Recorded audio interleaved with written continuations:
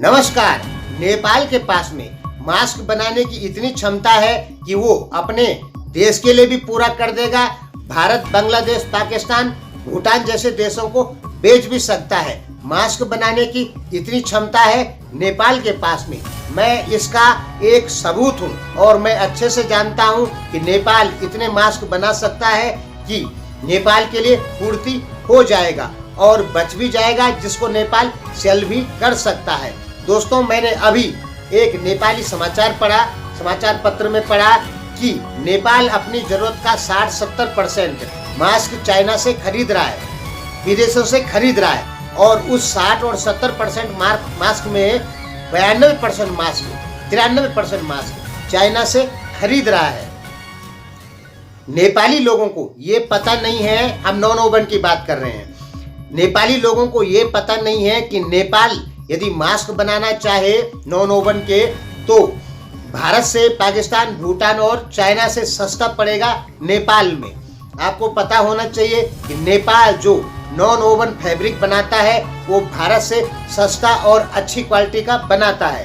भारत जिस क्वालिटी को 200 रुपये में तैयार करता है, नेपाल उस क्वालिटी को 180 रुपये में तैयार करता है।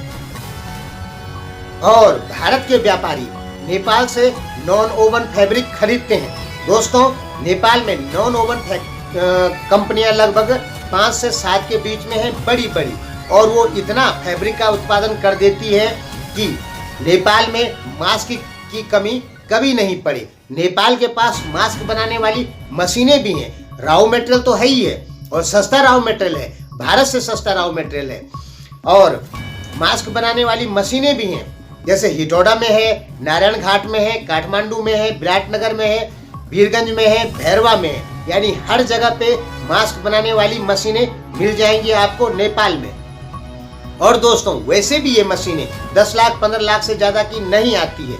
नेपाल के पास में मास्क बनाने का रॉ मटेरियल बहुत ज़्यादा है, वो भारत को उस मटेरियल को बेचता है। नेपाल के पास मैन पावर भी इस समय अच्छी है। विदेशों से बहुत सारे लोग नेपाल वापस आ चुके हैं और बेरोजगार होके घूम रहे हैं। नेपाल चाहे तो अपने ही रॉ मटेरियल से मास्क तैयार कर सकता है। उसे चाइना से खरीदने की जरूरत नहीं, भारत से खरीदने की जरूरत नहीं। मैं इस चीज को अच्छे से जानता हूं कि नेपाल इतने मास्क तैयार कर सकता है कि नेपाल के लिए भी पूरे हो जाएंगे और बच भी जाएंगे। उसको नेपाल सेल भी कर सकता है, क्योंकि नेपाल के पास में मास्क बनाने वाले मटेरियल मौजूद हैं। उन मटेरियलों को नेपाल खुद तैयार करता है। हम नॉन ओवन मास्क की बात कर रहे हैं, लेकिन नेपाल सरकार का ध्यान यहाँ बिल्कुल नहीं गया है। नेपाल सरकार को अपनी जो बंद पड़ी फैक्ट्रियां हैं उनको चालू कर देना चाहिए और मास्क का उत्पादन शुरू कर देना चाहिए। करोड़ों अरबों रुपए जो चाइना में जा रहा है या भारत में जा रहा है मास्क के लिए, वो बच जाएगा और नेपाल की जो युवा जो बाहर से आए हैं उनको भी रोजगार मिल जाएगा।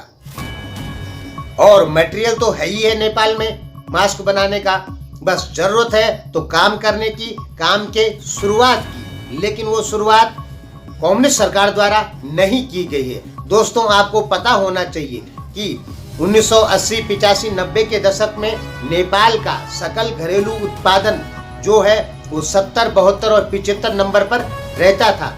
लेकिन 2000 के बाद जब कम्युनिस्टों का प्रभाव नेपाल में बढ़ा तो नेपाल का सकल घरेलू उत्पादन सीधे गिर के डाउन हो गया, 120 से भी पार चले गया।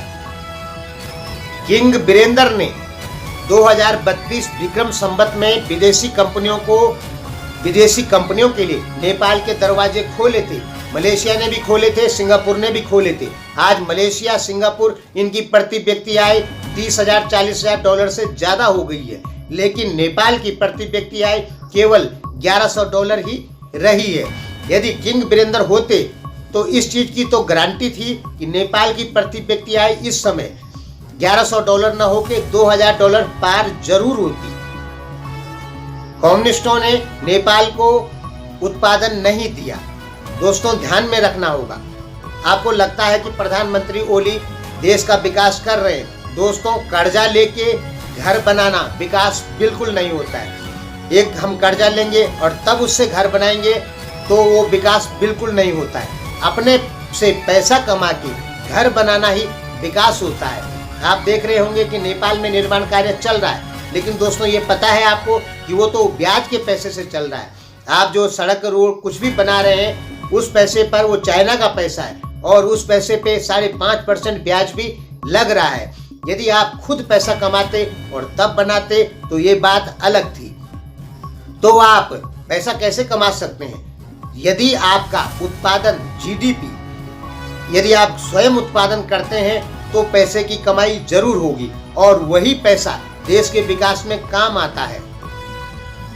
भारत में विकास की जितनी भी परियोजनाएं चल रही हैं उनमें 85% पैसा भारत का अपना है और नेपाल में जितनी भी विकास परियोजनाएं चल रही हैं उसमें 90% पैसा विदेशी है। तो आप स्वयं सोच लीजिए कि आप किस रास्ते पर जा रहे हैं। अब आप कहेंगे कि हमें भारतीय हैं तो हमें नेपाल से जलन है। हमें नेपाल से कोई जलन नहीं है, बल्कि हम तो नेपाल को अपना भाई मानते हैं। अपने हमारे व्यक्तिगत रिलेशन भी नेपाल से हैं, तो इसलिए हम आपको सही बात बताते हैं कि कर्जा लेके घर नहीं बनाया जाता है, अपने से पैसा कमा के घर बनाया जाता है। और नेपाल कब पैसा कमाएगा? जब स्वयं अपना उत्पादन करेगा तभी पैसा कमाएगा। सरकारें पैसा नहीं कमाएगी, जनता ही पैसा कमाती है और उसी पैसे से देश का विकास होता है। लेकिन नेपाल की जनता का उत्पादन दिन प्रतिदिन घट रहा है, बढ़ नहीं रहा है।